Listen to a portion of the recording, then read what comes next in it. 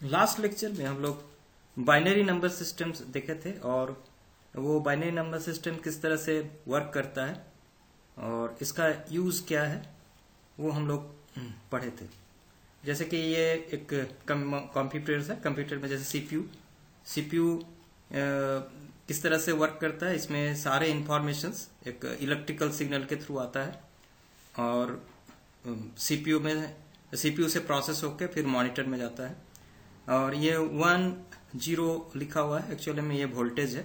1 हो गया high voltage, 0 हो गया लो वोल्टेज। लेकिन यहाँ तक पहुंचने के लिए कितना सारा साइंटिस्ट लोग लगे हुए थे, कितना कब से कब तक, तो ये सब हम लोग को जानना जरूरी है। इसीलिए अब आज हम लोग पढ़ेंगे कंप्यूटर जेनरेशंस एंड एवोल्यूशंस।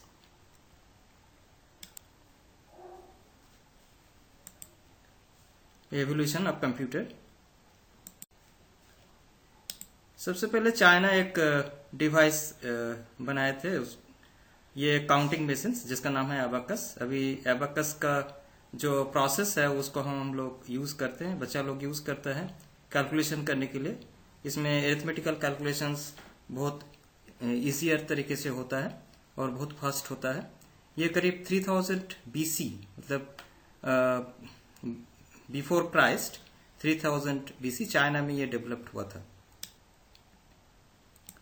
इसके बाद बहुत साल बाद एक स्लाइड रूल इन्वेंशन किया गया। ये एक तरह का स्लाइड कैलिपर्स हम लोग यूज करते हैं, लेकिन इसमें बहुत सारा कैलकुलेशन होता है। जैसे इंच और सेंटीमीटर्स को कन्वर्ट करने के लिए हम लोग स्लाइड रूल यूज करते हैं, अभी भी करते हैं। नेक्स्ट एक ये जो स्टार्टिंग था 1642 में, ये पास्कल जो एक बहुत बड़ा मैथमेटिशियन थे, एक तरह का इंजन बनाए थे जिसको कहते हैं पास्कलाइन। ये बहुत सारा गियर्स और व्हील्स से बना हुआ था। ये एक तरह का मैकेनिकल कंप्यूटर्स है। मैकेनिकल कंप्यूटर्स मतलब उस समय इलेक्ट्रॉनिक्स था नहीं, इलेक्ट्रिकल सिस्टम भी नहीं था, और ये बहुत सारा व्हील्स और गियर्स के थ्रू चलता था। ये एक तरह का मैकेनिकल कंप्यूटर्स हुआ करता था। नेक्स्ट ये लिबनीज, वो भी एक मैथमेटिशियन थे, वॉन लिबनीज। 1700 में एक तरह का रेकोनर्स, ये थोड़ा सा हैंडी था, मतलब पोर्टेबल था। इसमें व्हील और एक्सेल्स, ये भी व्हील्स एंड एक्सेल से चलता था। इसमें एडिशन, मल्टीप्लीकेशंस, डिविजन्स, ये सारे कैलकुलेशन हुआ करता था। जैसे आप लोग देख रहे हैं यहाँ पे दो अलग अलग व्हील है। ये व्हील अगर घूमेगा, ये व्हील है, यहाँ पे व्हील लगा हुआ है, यहाँ पे भी व्हील है। एक जगह दो इनपुट होगा, एक होगा यहाँ से, एक होगा यहाँ से, और इस तरह से व्हील और एक्सेल्स अगर रोटेट करता है तो इसमें काउंटिंग डिवाइस, यहाँ पे काउंटिंग लगा हुआ है, तो इसके through addition, multiplication, subtraction etcetera work होता था इसमें। 1822 में चार्ल्स बेबेज, जिसको हम लोग फादर ऑफ मॉडर्न कंप्यूटर्स कहते हैं, वो एक डिवाइस बनाए थे। ये इसको कहते हैं डिफरेंस इंजन। डिफरेंस इंजन में बहुत सारा व्हील और गियर्स लगा हुआ था। 1822 में ये बनाया गया था। चार्ल्स बेबेज को डिफरेंस इंजन, चार्ल्स बेबेज के नाम से है डिफरेंस इंजन। चार्ल्स बेबेज को और एक नाम से चार्ल्स बेबेज को और एक नाम से जाना जाता है। He is the father of designing analytical engine 1830 में। और इसमें भी बहुत सारा व्हील और एक्सेल्स, गियर्स लगा हुआ है, और इसके थ्रू ये कैलकुलेशन वर्क होता था। अब ये कैसे होता है इसको अभी बहुत मुश्किल है बताना। और चार्ल्स बेबेज का जो नाम था, ये जो डिवाइस बनाए थे एनालिटिकल इंजन, एक्चुअली में ये यूजफुल नहीं हो पाया कमर्शियली। एनालिटिकल इंजन्स में ऐसा कुछ बताया गया था कि वो आगे चल के उसी को लेके मॉडर्न इलेक्ट्रॉनिक्स कंप्यूटर्स उसी के आधार पे बनाया जाता है। तो इसीलिए हम लोग चार्ल्स बेबेज को फादर ऑफ चार्ल्स बेबेज का इंट्रोडक्शन है। This is a photograph of Charles Babbage. Charles Babbage एक इंग्लिश मैथमेटिशियन थे। 1822 में ये ब्रिटिश गवर्नमेंट के थ्रू एक डिफरेंस इंजन बनाए थे। डिफरेंस इंजन एक प्रैक्टिकल कंप्यूटर्स था, practical mechanical computers. This device can calculate numbers up to 20th place and print them at 4 digit per minute. और इस तरह से ये जो डिफरेंस इंजन था ये एक मैकेनिकल कंप्यूटर था। इसके बाद 1830 में वो पेपर पब्लिश किए जिसका नाम है एनालिटिकल इंजन। एनालिटिकल इंजन 1833 में मैकेनिकल कंप्यूटर्स के थ्रू मैकेनिकल कंप्यूटर्स के जैसा ही बनाया गया था, लेकिन ये पर्पस इसका सॉल्व नहीं हो पाया। एनालिटिकल इंजन में बहुत सारा थ्योरी दिया गया था जिसको यूज करके आगे 19th सेंचुरी में एक कंप्यूटर बनाया गया था जिसका नाम है मार्क 1, और उसका यूज हुआ था सेकेंड वर्ल्ड वॉर में। अब इसीलिए इसको कहा जाता है चार्ल्स बेबेज को कि फादर ऑफ मॉडर्न कंप्यूटर्स। अभी हम लोग जो यूज करते हैं वो मैकेनिकल कंप्यूटर्स नहीं है। मैकेनिकल अभी हम लोग इलेक्ट्रॉनिक्स कंप्यूटर यूज करते हैं। इलेक्ट्रॉनिक कंप्यूटर्स बाइनरी सिस्टम में चलता है, जैसे कि हम शुरू के स्लाइड्स में बताए थे। बाइनरी नंबर सिस्टम्स जानना जरूरी है, और बाइनरी नंबर सिस्टम्स में 1 और 0 से सारा चीज चलता है। इंटरनली ये सब डेटा स्टोर होता है कंप्यूटर में 1s और 0 में। 1 का मतलब होता है ऑन और 0 का मतलब होता है ऑफ। ये बाइनरी नंबर सिस्टम्स किस तरह से यूज होता है और इसके लिए क्या टेक्नोलॉजी चाहिए, तो ये सब हम लोग आगे का स्लाइड्स में देखेंगे। एक्चुअली जो 1 और 0 हम लोग कह रहे थे, 1 का मतलब होता है हाई वोल्टेज और 0 का मतलब होता है लो वोल्टेज। हाई वोल्टेज का मतलब होता है 5 वोल्ट और लो वोल्टेज मतलब 0.3 वोल्ट, और ये वेरी करता है अलग अलग स्पेसिफिकेशंस के लिए।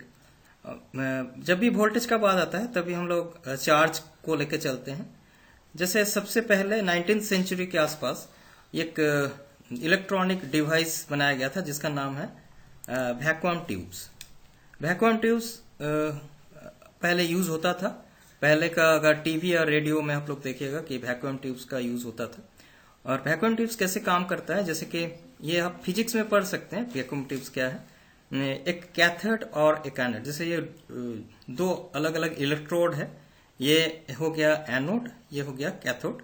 कैथोड को हीट किया जाता है हीटर के थ्रू, और उसमें चार्ज जनरेट होता है। चार्ज फिर अट्रैक्ट होता है एनोड की तरफ, और चार्ज अगर जितना ज्यादा हम लोग हीट करेंगे उतना ही ज्यादा चार्ज होगा, डिपॉजिट होगा।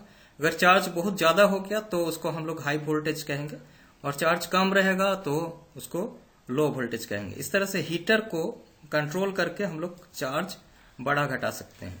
तो इस तरह से हम लोग 0 और 1 को स्टोर कर सकते हैं, और एक 0 और एक 1 0 और 1 को स्टोर करने के लिए एक सिंगल वैक्यूम ट्यूब्स चाहिए। तो पहले का कंप्यूटर्स में ये वैक्यूम ट्यूब्स यूज हुआ करता था। यह हम वैक्यूम ट्यूब्स में ये दो इलेक्ट्रोड यूज कर रहे हैं। इस तरह से हम लोग 3 इलेक्ट्रोड भी यूज कर सकते हैं, जिसको हम लोग कहते हैं ट्रायोड। ये हो गया डायोड, इस तरह से ट्रायोड है, पेंटोड है, बहुत सारा है। तो इस तरह का जो वैक्यूम ट्यूब्स है, ये एक ही बिट को मतलब 1 और 0 को ही स्टोर कर सकता था। तो इसको यूज करके 1942 में जो कंप्यूटर बनाया गया था मार्क 1, उसको हम लोग आगे देखेंगे। ये देखिए वैक्यूम ट्यूब्स कैसे अरेंज हुआ है कंप्यूटर्स में। वैक्यूम ट्यूब्स एक 1 और एक 0 को स्टोर करने के लिए एक वैक्यूम ट्यूब्स का जरूरत है। तो इस तरह से बहुत सारा वैक्यूम ट्यूब्स का जरूरत पड़ता है। अगर हम लोग वैक्यूम ट्यूब से कंप्यूटर बनाएंगे तो एक बिल्डिंग का साइज का हो जाएगा computer. Actually vacuum tubes use किया जाता था टू स्टोर द डेटा, मतलब 1 और 0 स्टोर करने के लिए, या प्रोसेसर्स और मेमोरी में हम लोग जब डेटा को स्टोर करते हैं तो वैक्यूम ट्यूब्स का यूज होता था। और इसके बाद लेकिन इनपुट डिवाइस के लिए, इनपुट और आउटपुट डिवाइस के लिए उस समय मॉनिटर नहीं था, मॉनिटर और कीबोर्ड नहीं था। तो उस समय पंच कार्ड सिस्टम का यूज होता था। पंच कार्ड एक्चुअली में आया है हिटलर जब नाजी कंसंट्रेशन कैंप में प्रिजनर लोग रहते थे, उस समय पंच कार्ड का यूज करते थे। पंच कार्ड में क्या होता है ना, आदमी का हाथ में पंच कर दिया जाता था उसका जो नंबर, तो इसी के थ्रू वो पंचिंग सिस्टम जनरेट हुआ है। ये उसका मशीन है, मशीन के थ्रू ये हाथ में पंच किया जाता था। तो हिटलर इसी को यूज किया था। आईबीएम का कंपनी जो था उसके साथ मीटिंग में हिटलर एक सोचे थे कि बनाएंगे कंप्यूटर, ऐसा कंप्यूटर बनाएंगे जिसके थ्रू हम लोग और ज्यादा कंट्रोल कर सकते हैं। तो उस समय ये पंच कार्ड यूज होता था एज ए इनपुट डिवाइस। इसके बाद बहुत साल बाद एक स्लाइड रूल इन्वेंशन किया गया। ये एक तरह का स्लाइड कैलिपर्स हम लोग यूज करते हैं, लेकिन इसमें बहुत सारा कैलकुलेशन होता है। जैसे इंच और सेंटीमीटर्स को कन्वर्ट करने के लिए हम लोग स्लाइड रूल यूज करते, अभी भी करते हैं।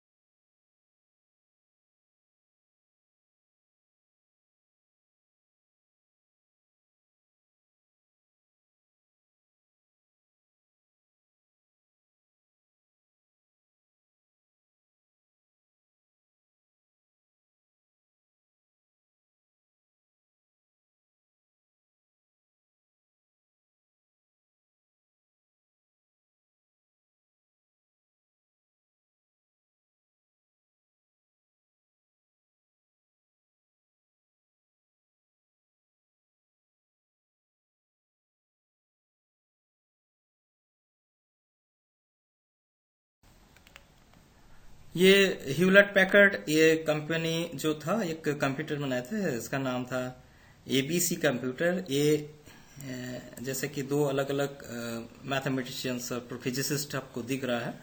एक ए बी सी, ए का मतलब हो गया एटम सब्स, बी का मतलब होता है बेरी, और C stands for computers.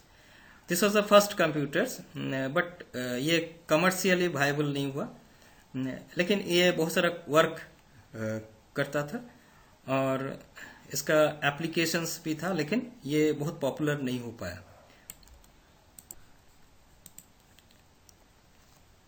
Actually जो 1 और 0 हम लोग कह रहे थे, 1 का मतलब होता है हाई वोल्टेज और 0 का मतलब होता है लो वोल्टेज।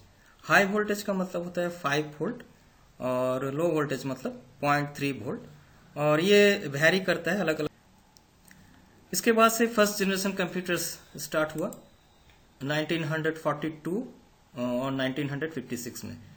जैसे ये सब कंप्यूटर्स कंपनी आ गया, जैसे कि ह्यूलेट पैकर्ड, आईबीएम, और ये सब अलग अलग कंपनी मिलके कंप्यूटर बनाना स्टार्ट किए। तो 1942 से 1956 में ये जो कंप्यूटर का जनरेशन स्टार्ट हुआ।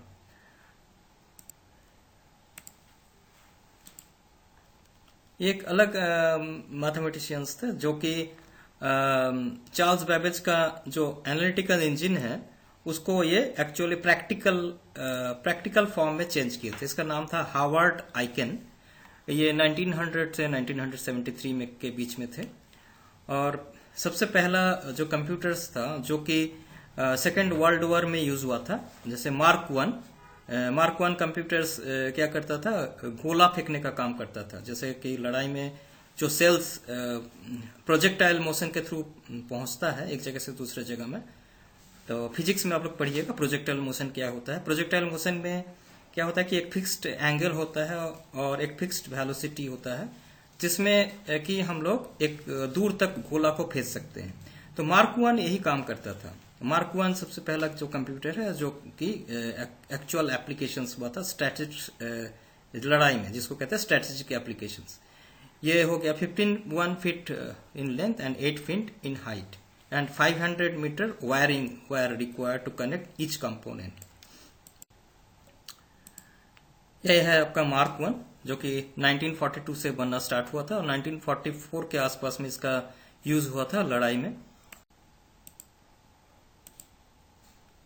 ये स्टोर होता था पंच कार्ड में, जैसे कि पेपर जो दिख रहा है आपको, ये पेपर में पंच करके इसका डेटा स्टोर किया जाता था। उस समय मेमोरी इस तरह का, अभी जो हम लोग मेमोरी यूज करते हैं उस तरह का मेमोरी नहीं था। एक पेपर टेप और पंच कार्ड सिस्टम में हम लोग मेमोरी को, डेटा को स्टोर करते थे, प्रोग्राम को स्टोर करते थे। ये एक स्ट्रैटेजिक एप्लीकेशन है मार्क 1 का, जो कि कंप्यूटर्स, जैसे यहाँ पे कंप्यूटर है और ये एक कैनन है, ये सेल फेंकता है, गोला फेंकता है, तो लड़ाई में ये सब इसको लेके जाना पड़ता था। और इस तरह से फर्स्ट टाइम मार्क 1 का यूज हुआ था इस लड़ाई में, सेकेंड वर्ल्ड वॉर में। नेक्स्ट जो कंप्यूटर्स बनाया गया था, इसका नाम था electronic numerical integrator and calculators.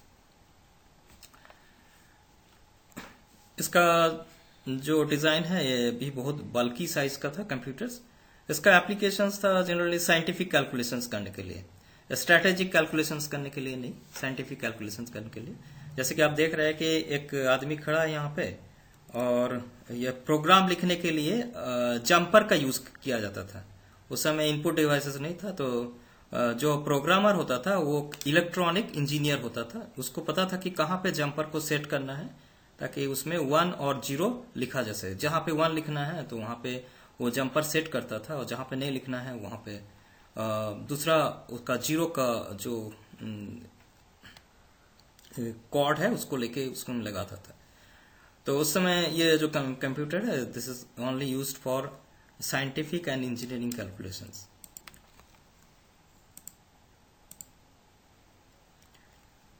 ENIAC, जैसे कि लास्ट आप लोग देख रहे हैं, इसमें it could do nuclear physics calculation, जैसे कि हम बोल रहे थे साइंटिफिक कैलकुलेशंस के लिए यूज होता था। इन 2 hours which it take 100 engineers a year do by hand। 100 engineers अगर इसको 1 साल में करता था, तो एक सिंगल इंजीनियर इसको मतलब एक सिंगल कंप्यूटर अगर प्रोग्राम डाल दिया जाए तो 2 hours में ये कैलकुलेशन कर देता था। तो 1943 और 1946 के बीच में इसका बहुत सारा यूजेस हुआ साइंटिफिक में। वो इसका वेट था 30 टन्स, और इसमें ये 1500 स्क्वायर फीट में फैला हुआ था। तो आप लोग समझ सकते हैं कि ये बिल्डिंग साइज का था, और बेडरूम, अगर बड़ा सा बेडरूम रहेगा, बेडरूम हाउस, उसके साइज का था।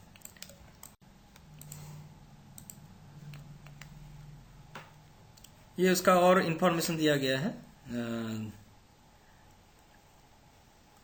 मार्क 1 से ये ज्यादा बेटर था। मार्क 1 अगर हम लोग लेके चलेंगे, it capable of only 2 years earlier 1000 time faster. ENIAC जो था 1000 टाइम्स फास्टर हुआ करता था। इसमें 1800 से 19000 के बीच में वैक्यूम ट्यूब्स था, और 70,000 रजिस्टर्स था, 5 मिलियन सोल्डर जॉइंट था। तो ये मैसिव इक्विपमेंट था जो कि एक ही जगह में रखा हुआ रहता है। अभी के जैसे कंप्यूटर्स को हम लोग पोर्टेबली इधर से उधर ले जा सकते हैं, तो बेसिकली ये एक फिक्स्ड कंप्यूटर्स था, एक फिक्स्ड बिल्डिंग में रहता था।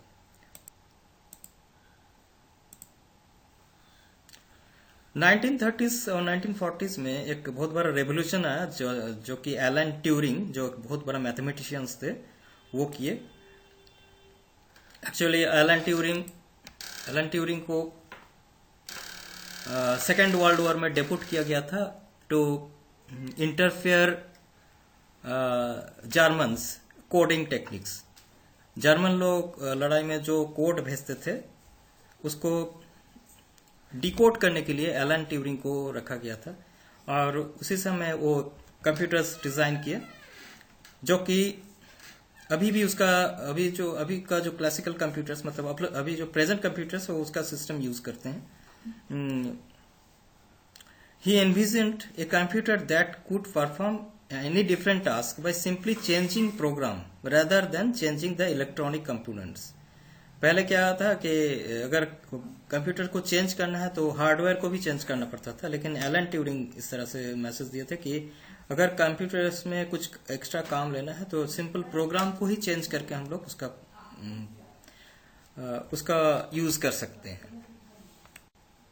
और एक साइंटिस्ट थे जॉन वॉन न्यूमैन, ये भी उसी तरह का कुछ कंसेप्ट दिए थे कि जैसे कि हम लोग जो प्रोग्राम लिखते हैं तो प्रोग्राम के लिए अलग से एक मेमोरी होना चाहिए जिसमें कि प्रोग्राम स्टोर रहेगा और सीपीयू खाली प्रोग्राम को एक के बाद एक इंस्ट्रक्शन लेके उसको एग्जीक्यूट करेगा, जैसे कि अभी का कंप्यूटर करता है।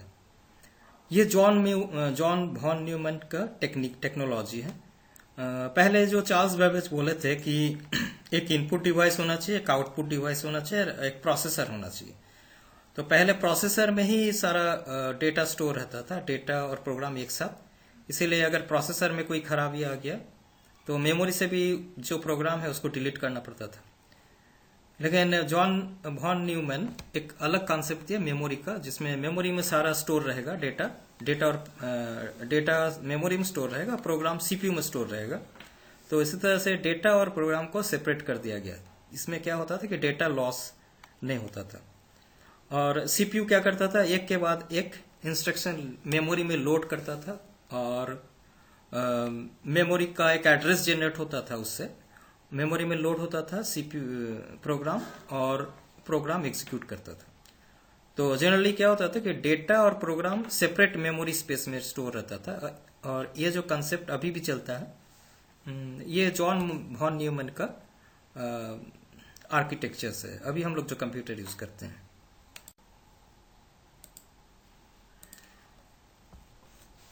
सबसे पहला कमर्शियल जो कंप्यूटर था उसका नाम था UNIVAC. UNIVAC stands for universal automatic computers, the first general purpose computer for the commercial used. It was used in US census bureau 1951। General electronic एक कंपनी था, ये इसको फर्स्ट यूज किया था। इसमें भी वैक्यूम ट्यूब्स का यूज होता था। इसमें फर्स्ट टाइम एक कंपाइलर यूज किया गया था to translate programming language into machine language. अभी तक हम लोग जो देख रहे थे कंप्यूटर्स को चलाने के लिए कोई इलेक्ट्रॉनिक्स इंजीनियर्स होना जरूरी है, जो कि वंस और जीरो को अच्छी तरीके से जानता है, माने बाइनरी कोड को अच्छी तरीके से जानता है। लेकिन इसके बाद एक लैंग्वेज आया था जिसका नाम था assembly language. Assembly language second generation language है। उसमें कुछ ऐसा इंस्ट्रक्शंस है जो कि हम लोग इसके थ्रू लिख सकते हैं, कीबोर्ड के थ्रू लिख सकते हैं, जैसे ऐड, सब, ये सब। तो ये जो है हाई लेवल, एक तरह का हाई लेवल लैंग्वेज है। इसको ट्रांसलेट करने के लिए कोई कंपाइलर चाहिए जो कि 1 और 0 में चेंज कर सकता है, क्योंकि हम लोग जानते हैं कि कंप्यूटर्स इंटरनली जितने भी डेटा स्टोर करता है वो 1 और 0 में ही स्टोर करता है, जो कि मशीन समझ सके। लेकिन जब अगर हम लोग का अपना लैंग्वेज में लिखेंगे तो उसको वो ट्रांसलेट कर देता है लो लेवल लैंग्वेज में। तो इस तरह से फर्स्ट टाइम ये कंप्यूटर्स यूनिवैक कंपाइलर का यूज किया था to translate the programming language into machine language. ये इसमें भी वैक्यूम ट्यूब्स यूज किया गया, तो ये दिखाया गया है फिगर। ये है यूनिवैक कंप्यूटर। इसमें आप देख रहे हैं कि कीबोर्ड भी है, कीबोर्ड से टाइप किया सकता है। एक मॉनिटर भी डेवलप किया गया है और प्रिंटर भी बनाया गया है। प्रिंटर भी है। प्रिंटर एक तरह का टाइपराइटर के जैसा है। ये प्रिंटर हो गया, ये मॉनिटर हो गया, ये कीबोर्ड हो गया। कीबोर्ड और मॉनिटर को हम लोग कहते हैं कंसोल, और ये अलग हो गया प्रिंटर। तो ये हो गया आपका यूनिवैक फर्स्ट कमर्शियल कंप्यूटर। इसका कुछ फीचर्स है, जैसे ये 1 मिलियन, इसका कॉस्ट था 1 मिलियन, और इस 46 में कंप्यूटर्स बनाया गया था उस समय। ये 5000 वैक्यूम ट्यूब्स यूज किए गए थे इसमें सबसे पहला जो है, अगर हम लोग हीट करेंगे वैक्यूम ट्यूब्स को तो जरूरी है कि ये गर्म हो जाएगा और जल्दी ये कोलाप्स भी कर सकता है। इसीलिए इसको ठंडा करने के लिए first time machine was riddled with pipes that circulated cold water to keep the temperature down. Cold water को सर्कुलेट करके इसका टेम्परेचर को डाउन किया जाता था। Each unit was so bulky and needed so much maintenance that some of the companies that bought them never moved them to their own facilities instead leaving them on site at Remington Rand. इसको छोड़ के रखा गया। अगर मान लीजिए कि कोई शिफ्टिंग कर रहा है तो इसको लेके जाना बहुत मुश्किल था। ये फिक्स्ड, ये भी बहुत लार्ज साइज का हुआ करता था, इसीलिए इसको छोड़ देना ही बेहतर समझा गया था। अगर मान लीजिए कि कोई एक जगह से दूसरे जगह में जा रहा है तो इसको, ये कंप्यूटर्स को ये वहीं पे छोड़ देते थे। सेकेंड जनरेशन कंप्यूटर्स 1957 से 1964 के बीच में।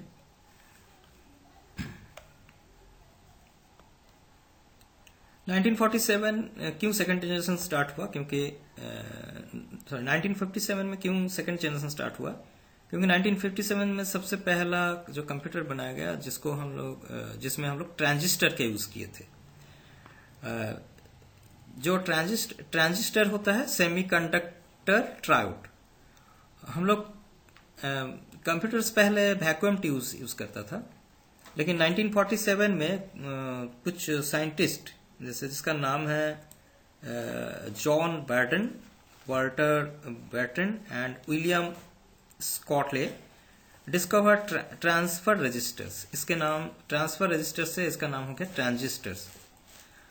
तो ये एक सेमीकंडक्टिंग डिवाइस है, और ये आप लोग फिजिक्स में पढ़िएगा सेमीकंडक्टिंग डिवाइसेस क्या होता है। इसका साइज बहुत छोटा है, सेमीकंडक्टर ट्रैप जैसे दिख रहा है, 100 times smaller to a vacuum tube, लेकिन काम उतना ही करता है और ये ज्यादा रिलायबल है, और consume 1/20 of elasticity of vacuum tubes.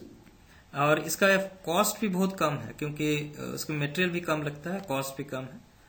और this tiny device had huge impact on and extend the implications of modern computers. In 1956, the transistor won its creator the Nobel Peace Prize for their inventions. ये तीनों को Nobel peace prize मिला था 1956 में।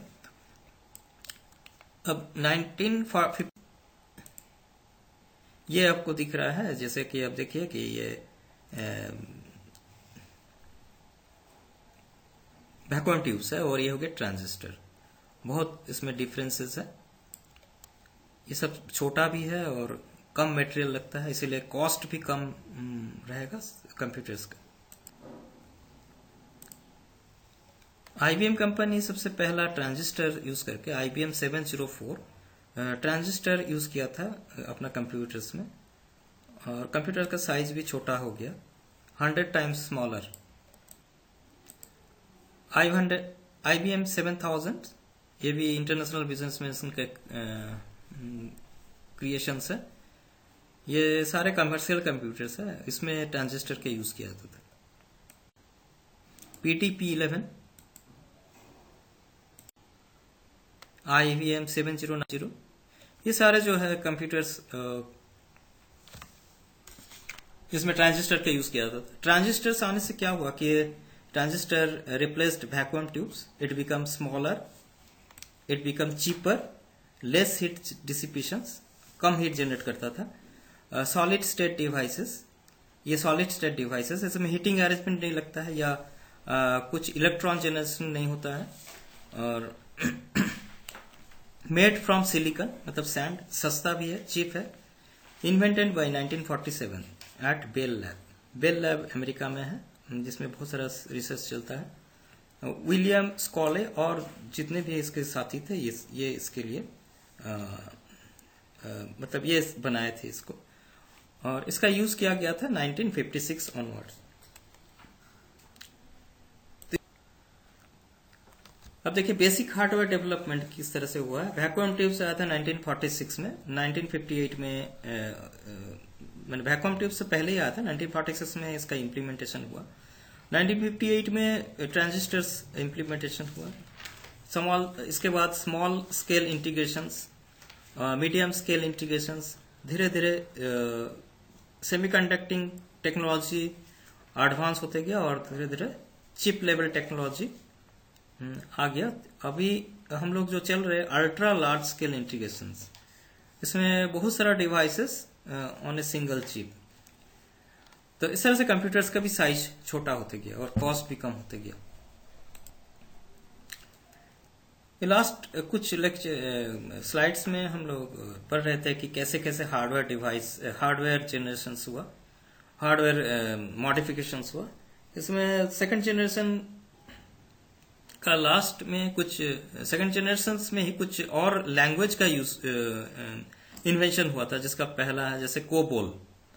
COBOL का मतलब होता है common business oriented language. Grace hoppers ये लैंग्वेज को डेवलप किए थे। इसके बाद फोर्ट्रन का मतलब हो गया फॉर्मूला ट्रांसलेशंस। ये IBM में बनाया गया था और इसको बनाए थे जॉन बैकस। तो ये 1953 और 1954। हाँ, कोबोल का यूज होता था बिजनेस के लिए और फोर्ट्रन का यूज होता था साइंटिफिक कैलकुलेशंस के लिए। इस तरह से एट द हार्डवेयर डेवलपमेंट के बाद अब धीरे धीरे सॉफ्टवेयर्स और प्रोग्रामिंग लैंग्वेज में भी डेवलप्ड होने लगा। इसके साथ ये एक लेक्चर खत्म हुआ और इसमें हम लोग देखें फर्स्ट जनरेशंस में किस तरह से डेवलप्ड हुआ और सेकंड जनरेशंस में और क्या मॉडिफिकेशन हुआ। फर्स्ट जनरेशंस में जनरली जितने भी कंप्यूटर्स होते थे बहुत लार्ज साइज हुआ करता था, उसमें वैक्यूम ट्यूब्स यूज किया जाता था। सेकंड जनरेशंस में ट्रांजिस्टर का यूज होने लगा, ट्रांजिस्टर डेवलप किया गया और उसको यूज करने लगा सब कुछ। तो इसीलिए कॉस्ट भी कम हो गया, उसमें साइज भी कम हो गया और इसमें बहुत सारा मॉडिफिकेशंस भी आया, ज्यादा एप्लीकेशन होने लगा। ज्यादा एप्लीकेशन होने की वजह से ज्यादा आदमी के पास ये पहुंचने लगा और लैंग्वेज, कंप्यूटर लैंग्वेज का भी विकास हुआ, जैसे कि कोबोल और फोर्ट्रन। Thank you.